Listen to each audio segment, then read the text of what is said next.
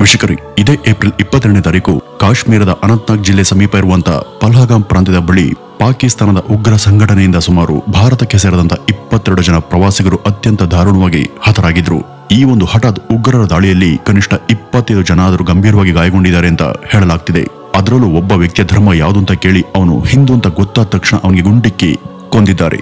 ಕೊಂದ ನಂತರ ಅವನ ಪತ್ನಿಗೆ ನಿನ್ನನ್ನು ಜೀವಂತವಾಗಿ ಬಿಡ್ತೀವಿ, ಇಲ್ಲಿ ಆದಂತ ಎಲ್ಲವನ್ನೂ ಕೂಡ ನೀನು ಪ್ರಧಾನಿ ಮೋದಿಗೆ ಹೇಳಬೇಕು ಅಂತ ಹೇಳಿ ತಮ್ಮ ಕ್ರೌರ್ಯವನ್ನ ಮೆರೆದಂತ ಘಟನೆ ಕಳೆದ 2 ದಿನಗಳಿಂದ ದೇಶಾದ್ಯಂತ ವೈರಲ್ ಆಗಿದ್ದಲ್ಲದೆ ಇದೊಂದು ದೊಡ್ಡ ಜಾಗತಿಕ ಸುದ್ದಿಗೆ ಎಲ್ಲಾ ಕಡೆ ತೀವ್ರ ಚರ್ಚೆಗೆ ಒಳಗಾಗಿದೆ. ವೀಕ್ಷಕರೇ, ಈ ಕಾಶ್ಮೀರಕ್ಕೆ ಇದಂತ ವಿಶೇಷ ಅಧಿಕಾರವನ್ನ ಹಿಂತೆಗೆದುಕೊಂಡ್ರು. ರಾಷ್ಟ್ರದ ನಾಯಕರಲ್ಲ, ಕಾಶ್ಮೀರ ನಮ್ದು, ಅಲ್ಲಿ ಇನ್ಮೇಲೆ ಯಾರ ಭಯ ಕೂಡ ಇಲ್ಲ, ಭಾರತೀಯರು ಎಲ್ಲರೂ ಕೂಡ ಅಲ್ಲಿ ನಿರ್ಭಯವಾಗಿ ಇರಬಹುದು ಅಂತ ಭಾಷಣವನ್ನ ಬಿಗಿದ್ರು. ಕಾಶ್ಮೀರ ಭಾರತಕ್ಕೆ ಸೇರಿದಂತ ರಾಜ್ಯ, ಇಲ್ಲಿ ದೇಶದ ಮಿಲಿಟರಿ ಸಶಕ್ತವಾಗಿದೆ ಅಂತ ನಾವು ನಂಬಿದ್ರು ಕೂಡ ಇತ್ತೀಚೆಗೆ ಅಲ್ಲಿ ಇಂಥ ಒಂದು ಪ್ರಮಾದ ಜರುಗಿ ಹೋಗಿರೋದು ಇಡೀ ಭಾರತೀಯರೆಲ್ಲ ದುಃಖದಲ್ಲಿ ಮುಳುಗುವಂತೆ ಮಾಡಿದೆ. ಉಗ್ರರಿಂದ ಹತರಾದವರ ಪೈಕಿ ಕರ್ನಾಟಕ ರಾಜ್ಯದ, ತಮಿಳುನಾಡಿನ, ಕೇರಳದ, ಹೀಗೆ ದೇಶದ ಅನೇಕ ರಾಜ್ಯಗಳಿಗೆ ಸೇರಿದಂತ ಎಲ್ಲರೂ ಕೂಡ ಇದ್ದಾರೆ. ಇವರೆಲ್ಲ ಒಂದಲ್ಲ ಒಂದು ಕಾರಣದಿಂದಾಗಿ ಅಲ್ಲಿಗೆ ಹೋದವರು.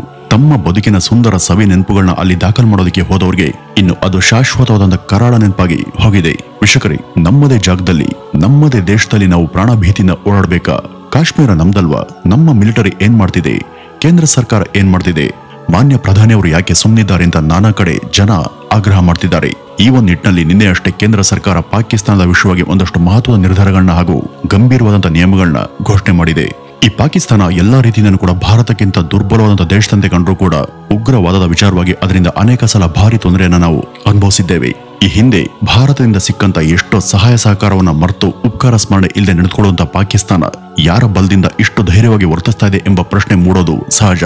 ಎಲ್ಲರ ಹಿತವನ್ನು ಬಯಸುವಂತ ವ್ಯಕ್ತಿಯ ಸುತ್ತ ಹೇಗೆ ಕೇವಲ ಹಿತಶತ್ರುಗಳು ಇರ್ತಾರೋ ಅದೇ ತರಹ ನೆರೆಹೊರೆಯ ದೇಶಗಳ ಕಷ್ಟಕ್ಕೆ ಸದಾ ನೆರವಾಗುವಂತ ಭಾರತದ ಸುತ್ತನೂ ಕೂಡ ಅದಕ್ಕೆ ಒಂದಿಲ್ಲೊಂದು ಬಗೆಯಲ್ಲಿ ತೊಂದರೆ ಕೊಡುವಂತ ಶತ್ರು ದೇಶಗಳೇ ಇದ್ದಾವೆ. ಅವುಗಳ ಪೈಕಿ ಚೀನಾ ಕೂಡ ಒಂದು. ಈ ಚೀನಾ ಕೂಡ ಪಾಕಿಸ್ತಾನದ ಮಿಲಿಟರಿ ಹಾಗೂ ಅದರ ಉಗ್ರ ಸಂಘಟನೆಗಳಿಗೆ ರಹಸ್ಯವಾಗಿ ಒಳಗೊಳಗೆ ಬೇಕಾದ ಸಹಾಯ ಮಾಡ್ತಾ ಭಾರತದ ಮೇಲೆ ದಾಳಿ ಮಾಡೋದಕ್ಕೆ ಕುಮ್ಮಕ್ಕನ್ನ ಕೊಡ್ತಾ ಇದೆ. ವೀಕ್ಷಕರೇ, ಈ ಪಾಕಿಸ್ತಾನದ ಮಿಲಿಟರಿಗಾಗ್ಲಿ ಅಥವಾ ಅಲ್ಲಿಯ ಉಗ್ರ ಸಂಘಟನೆಗಳಿಗಾಗ್ಲಿ ಯಾವುದೇ ವ್ಯತ್ಯಾಸ ಇಲ್ಲ. ಈ ಪಾಕಿಸ್ತಾನದ ಆರ್ಮಿ ಕೂಡ ಉಗ್ರರಿಗೆ ಮೊದಲಿಂದನೂ ಕೂಡ ಭದ್ರತೆಯನ್ನ ಕೊಡ್ತಾನೆ ಬಂದಿದೆ. ಅವರೆಲ್ಲ ನೀನು ಹಿಂದೂನ, ನೀನು ಭಾರತೀಯನ ಅಂತ ಕೇಳಿ ಹಲ್ಲೆ ಮಾಡಿರೋದು ಇದೇ ಮೊದಲೇನಲ್ಲ. ಈ ಹಿಂದೆ ಇಂಥದೇ ಪರಿಸ್ಥಿತಿಯನ್ನ ಕಾಶ್ಮೀರಿ ಪಂಡಿತರು ಕೂಡ ಅನುಭವಿಸಿ ತಮ್ಮ ಪ್ರಾಣವನ್ನ ಕಳೆದುಕೊಂಡಿದ್ದಾರೆ. ಅವರನ್ನ ಅಲ್ಲಿನ ಬಲವಂತವಾಗಿ ಓಡಿಸಿದವರು ಪಾಕಿಸ್ತಾನದವರು ಅಲ್ಲ, ಬದಲಿಗೆ ಅಲ್ಲಿಯ ಭಾರತೀಯರ ಜೊತೆ ಮಧ್ಯದನ್ನು ಕೂಡ ವಾಸ ಇದ್ದಂತ ಭಾರತದ ಮುಸಲ್ಮಾನರೇ. ಇಲ್ಲಿ ಅವರನ್ನ ಭಾಯ್, ಚಾಚಾ ಅಂತ ಕರೀತಿದ್ದವ್ರೆ. ಇವ್ರಿಗೆಲ್ಲ ಭಾರತದ ಸಹನಾ ನೀತಿ ಕೆಲಸಕ್ಕೆ ಬರೋದಿಲ್ಲ. ಇನ್ಮೇಲೆ ನಾವು ಕೂಡ ಈ ಇಸ್ರೇಲ್ನ ಮಾಡಲನ್ನ ಅನುಸರಿಸಿದ್ರೆ ಮಾತ್ರ ಒಂದು ಅಂತ್ಯವನ್ನ ಕಾಣೋದಕ್ಕೆ ಸಾಧ್ಯ ಎಂಬ ವಾದಗಳು ಕೂಡ ಕೇಳ್ಬರ್ತಿವೆ. ಈ ಇಸ್ರೇಲ್ ಒಂದು ಪುಟ್ಟ ದೇಶ, ಅದು ತನ್ನ ತಂಟೆಗೆ ಬರುವಂತ ಯಾರನ್ನು ಕೂಡ ಸುಮ್ಮನೆ ಬಿಡೋದಿಲ್ಲ. 1ಕ್ಕೆ 10ರಷ್ಟು ಪ್ರತಿದಾಳಿ ಮಾಡಿನೇ ಅದು ಪ್ರತಿಕಾರವನ್ನ ತೀರಿಸಿಕೊಳ್ಳುತ್ತೆ. ಇದೇ ಕಾರಣಕ್ಕೆ ಅದರ ಸುತ್ತ ಇರುವಂತ ಮುಸಲ್ಮಾನ್ ದೇಶಗಳಿಗೆ ಅದರ ಮೇಲೆ ಭಯ ಭಕ್ತಿ ಜಾಸ್ತಿನೇ ಇದೆ. ಭಾರತ ಇನ್ಮೇಲೆ ಎಲ್ಲರನ್ನೂ ಕೂಡ ಸಹಿಸಿಕೊಂಡು ಹೋದ್ರೆ ಕಷ್ಟ. ಭಾರತದ ಮೇಲೆ ಪಾಕಿಸ್ತಾನ ಅಥವಾ ಚೀನಾದ ತರಹದ ದೇಶಗಳಿಗೆ ಯಾವತ್ತೂ ಕೂಡ ಕರುಣೆ ಬರೋಲ್ಲ. ಅವೆರಡೂ ಕೂಡ ನಮ್ಮ ಮೇಲೆ ಎಷ್ಟು ಸಾಧ್ಯವೋ ಅಷ್ಟು ಕೂಡ ಕತ್ತಿಯನ್ನ ಮಸಿತಾನೆ ಇರ್ತವೆ. ಇದೆಲ್ಲವನ್ನು ಕೂಡ ಗಮನದಲ್ಲಿ ಇಟ್ಕೊಂಡೇ ಇದೀಗ ಕೇಂದ್ರ ಸರ್ಕಾರ ಕೆಲವು ರೂಲ್ಸ್ ಅನ್ನ ಜಾರಿ ಮಾಡಿದೆ. ಅವುಗಳಲ್ಲಿ ಮೊದಲನೇದ್ದು ಸಿಂಧು ನದಿ ಒಪ್ಪಂದ ರದ್ದು ಮಾಡುವ ಬಗ್ಗೆ. ವೀಕ್ಷಕರೇ, 1960ರಲ್ಲಿ ದೇಶದ ಮೊದಲ ಪ್ರಧಾನಿ ಆದಂತ ನೆಹರು ಅವರ ನೇತೃತ್ವದಲ್ಲಿ ಈ ಒಂದು ನೀರಿನ ಹಂಚಿಕೆ ಬಗ್ಗೆ ಒಪ್ಪಂದ ರಚಿಸಲಾಗಿತ್ತು. ಭಾರತದ ಸಿಂಧು ನದಿಯನ್ನ ಪಾಕಿಸ್ತಾನಕ್ಕೂ ಸಮಾನವಾಗಿ ಹಂಚೋದು ಹಾಗೂ ಆ ಒಂದು ನೀರು ಅಲ್ಲಿಯ ಜನರ ಜೀವನಕ್ಕೂ ಕೂಡ ಬಳಕೆಯಾಗಲಿ ಅನ್ನೋದು ಇದರ ಮುಖ್ಯ ಉದ್ದೇಶ ಆಗಿತ್ತು. ಕಳೆದ 65 ವರ್ಷಗಳಿಂದ ಕೂಡ ಜಾರಿಯಲ್ಲಿದ್ದಂತ ಈ ಒಂದು ನೀರಿನ ಒಪ್ಪಂದವನ್ನ ಈಗ ರದ್ದು ಮಾಡಲಾಗಿದೆ. ಪಾಕಿಸ್ತಾನದ ಅರ್ಧದಷ್ಟು ಜನ ಈ ನದಿ ನೀರನ್ನೇ ಅವಲಂಬಿಸಿದ್ದಾರೆ. ಈಗ ಈ ಒಂದು ನೀರನ್ನ ಬಿಡದೇ ಇದ್ರೆ ಅವ್ರಿಗೆ ಇದೊಂದು ಪಾಠದಂತೆ ಪರಿಣಮಿಸುತ್ತೆ. ಉಂಡ ಮನೆಗೆ ದ್ರೋಹವನ್ನ ಬಗೆಯುವಂತ ಪಾಕಿಸ್ತಾನಕ್ಕೆ ಇದು ತುಂಬಾ ಅಲ್ಪ ಮಟ್ಟದ ಶಿಕ್ಷೆ. ಹಾಗೂ ಭಾರತದಲ್ಲಿ ಇರುವಂತಹ ಪಾಕ್ ಪ್ರಜೆಗಳ ವೀಸಾವನ್ನ ರದ್ದು ಮಾಡಿ ಮುಂದಿನ 24 ಗಂಟೆಯೊಳಗೆ ಅವರೆಲ್ಲ ದೇಶ ಬಿಡುವಂತೆ ಅವ್ರಿಗೆ ಸೂಚನೆ ಕೂಡ ಕೊಡಲಾಗಿದೆ. ಇದ್ರ ಜೊತೆ ಇನ್ಮೇಲೆ ಪಾಕಿಸ್ತಾನದ ಯಾವುದೇ ಪ್ರಜೆಗೆ ಯಾವುದೇ ಕಾರಣಕ್ಕೂ ಕೂಡ ಭಾರತದ ವೀಸಾ ಸಿಗಲ್ಲ ಹಾಗೂ ಇಲ್ಲಿರುವಂತಹ ಪಾಕಿಸ್ತಾನದ ರಾಜತಾಂತ್ರಿಕರು ಹಾಗೂ ರಾಯಭಾರಿಗಳನ್ನು ಕೂಡ ಇಲ್ಲಿಂದ ಉಚ್ಚಾಟನೆ ಮಾಡುವ ಬಗ್ಗೆ ಕೂಡ ಆದೇಶವನ್ನ ಹೊರಡಿಸಲಾಗಿದೆ. ಈಗಾಗಲೇ ಈ ಒಂದು ಸೂಚನೆ ಮೇರೆಗೆ ಈವರೆಗೂ ಇಲ್ಲಿರುವಂತಹ ಒಟ್ಟು 25ಕ್ಕೂ ಹೆಚ್ಚಿನ ಪಾಕ್ ಮೂಲದ ರಾಜತಾಂತ್ರಿಕರಿಗೆ ದೇಶ ಬಿಟ್ಟು ಹೊರಹೋಗುವಂತೆ ನೋಟಿಸ್ ಅನ್ನು ಕೂಡ ಜಾರಿ ಮಾಡಲಾಗಿದೆ. ಹಾಗೂ ಪಾಕಿಸ್ತಾನದಲ್ಲಿ ಇರುವಂತಹ ಭಾರತೀಯ ಮೂಲದ ರಾಜತಾಂತ್ರಿಕರನ್ನು ಕೂಡ ದೇಶಕ್ಕೆ ವಾಪಸ್ ಬರುವಂತೆ ಘೋಷಣೆ ಮಾಡಿದ್ದಾರೆ. ಭಾರತದಲ್ಲಿ ಇರುವಂತಹ ಪಾಕ್ ರಾಜತಾಂತ್ರಿಕರ ನೆಲೆಗಳನ್ನ ಬಂದ್ ಮಾಡಲಾಗಿದೆ. ಇದೆಲ್ಲಕ್ಕಿಂತ ಮಹತ್ವದ ನಿರ್ಧಾರ ಏನು ಅಂದ್ರೆ, ಸುಮಾರು 66 ವರ್ಷಗಳಿಂದನೂ ಕೂಡ ಹಿಂದೂ ಮುಸಲ್ಮಾನರ ಸಮಾಗಮನ ಸಂಕೇತವಾಗಿ ಜಾರಿಯಲ್ಲಿ ಇದ್ದಂತ ವಾಘಾ ಅಟಾರಿ ಗಡಿಯನ್ನು ಕೂಡ ಬಂದ್ ಮಾಡುವ ತೀರ್ಮಾನವನ್ನ ಕೈಗೊಂಡಿದ್ದಾರೆ. 1959ರಿಂದನೂ ಕೂಡ ಈ ಒಂದು ಸ್ಥಳ ಧರ್ಮಗಳ ಹಾಗೂ ದೇಶಗಳೆರಡರ ನಡುವಿನ ಸೌಹಾರ್ದದ ಸಂಕೇತದಂತೆ ಇತ್ತು. ಆದ್ರೆ ಆ ಒಂದು ಸ್ನೇಹ ಮತ್ತೆ ವಿಶ್ವಾಸವನ್ನ ಕಾಯ್ದುಕೊಳ್ಳುವಂತ ಯೋಗ್ಯತೆ ಆಗ್ಲಿ ಅಥವಾ ಅರ್ಹತೆ ಆಗ್ಲಿ ಅವ್ರಿಗಿಲ್ಲ ಅಂದ್ಮೇಲೆ ಈ ಗಡಿ ಇದ್ರೆಷ್ಟು ಬಿಟ್ರೆಷ್ಟು ಅಲ್ವಾ.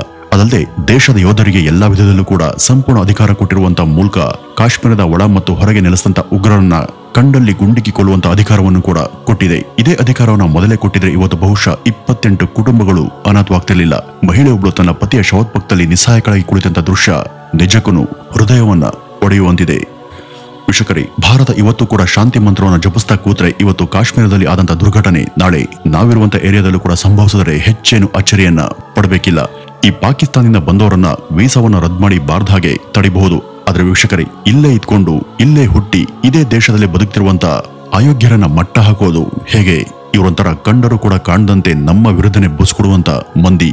ಇನ್ನು ಕೆಲ ರಾಜಕೀಯ ನಾಯಕರುಗಳು ಇದಕ್ಕೆಲ್ಲ ಭದ್ರತಾ ವೈಫಲ್ಯ ಕಾರಣ ಅಂತ ಹೇಳ್ತಾ ಇದ್ದಾರೆ ವಿನಃ ನಿಮ್ಮೆಲ್ಲರಿಗೂ ಸಪೋರ್ಟ್ ಆಗಿ ನಾವು ನಿಂತ್ಕೊಳ್ತೀವಿ, ನಿಮ್ಮ ಬೆಂಬಲವಾಗಿ ನಾವಿರ್ತೀವಿ, ಮೊದಲು ಈ ಉಗ್ರರನ್ನ ಹೊಸಕಾಕೋಣ, ಈ ಉಗ್ರವಾದವನ್ನ ಮಟ್ಟ ಹಾಕೋಣ ಅಂತ ಒಂದೇ ಒಂದು ಮಾತಾಡಿದ್ರೆ ನಿಜಕ್ಕೂ ಅವರು ದೊಡ್ಡ ವ್ಯಕ್ತಿಯಾಗಿರೋರು. ಇಂಥ ಟೈಮಲ್ಲೂ ಕೂಡ ಮೋದಿಯ ವಿರುದ್ಧವಾಗಿ ಮಾತನಾಡ್ತಾ ತಮ್ಮ ರಾಜಕೀಯ ಬೇಳೆನ ಬೇಯಿಸ್ಕೊಳ್ತಾರೆ ಅಂದ್ರೆ ಈ ದೇಶ ಇನ್ ಹೇಗ್ ತಾನೆ ಉದ್ಧಾರ ಆಗೋದಿಕ್ಕೆ ಸಾಧ್ಯ? ಉಗ್ರವಾದವನ್ನ ಮಟ್ಟ ಹಾಕೋದಿಗೆ ಹೇಗ್ ಸಾಧ್ಯ? ವೀಕ್ಷಕರೇ, ಮೃತ ವ್ಯಕ್ತಿಯ ತಂಗಿ ಮಗಳತ್ರ ಉಗ್ರರು ಇಷ್ಟು ದಾರುಣವಾಗಿ ನಿಮ್ಮ ಮಾವನನ್ನ ಕೊಂದಿದ್ದಾರೆ, ಅವ್ರಿಗೆ ಯಾವ ರೀತಿ ಶಿಕ್ಷೆ ಆಗಬೇಕು ಅಂತ ಬಯಸ್ತಾರಂತ ರಿಪೋರ್ಟರ್ ಕೇಳಿದಕ್ಕೆ ಆ ಹುಡುಗಿ ಏನ್ ಹೇಳಿದ್ಲು ಗೊತ್ತಾ? ನನ್ಗೆ ಭಯ ಆಗ್ತಿದೆ, ಇದು ಸರ್ಕಾರಕ್ಕೆ ಬಿಟ್ಟ ವಿಷಯ ಅಂತ ಹೇಳಿದ್ಲು. ಅಂದ್ರೆ ನಾವೆಲ್ಲರೂ ಕೂಡ ಎಂತ ಭಯದ ವಾತಾವರಣದಲ್ಲಿ ಬದುಕ್ತಿದ್ದೇವೆ ಅಂತ ಒಂದು ಕ್ಷಣ ಮೈ ನಡುಗುತ್ತೆ.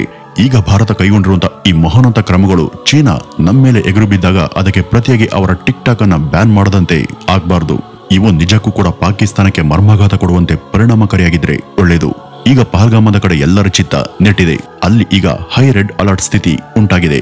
ಈಗ ನಮ್ಮ ಭಾರತೀಯ ಸೇನೆ ಶಸ್ತ್ರಸಜ್ಜಿತವಾಗಿ ಉಗ್ರರ ಹಾಗೂ ಅವರ ಉಗ್ರ ತಾಣಗಳನ್ನ ಬೇಟೆಯಾಡಬೇಕಿದೆ. ಈ ಇಸ್ರೇಲ್ ಯಾವ ರೀತಿ ಯಾವುದೇ ಮೊಲಾಜಿಲ್ಲದೆ ತನ್ನ ಶತ್ರು ನೆಲೆಗಳ ಮೇಲೆ ನುಗ್ಗಿ ಧ್ವಂಸ ಮಾಡ್ತಿದೆಯೋ ಅದೇ ಒಂದು ನೀತಿಯನ್ನ ಭಾರತ ಕೂಡ ಅನುಸರಿಸಬೇಕಿದೆ.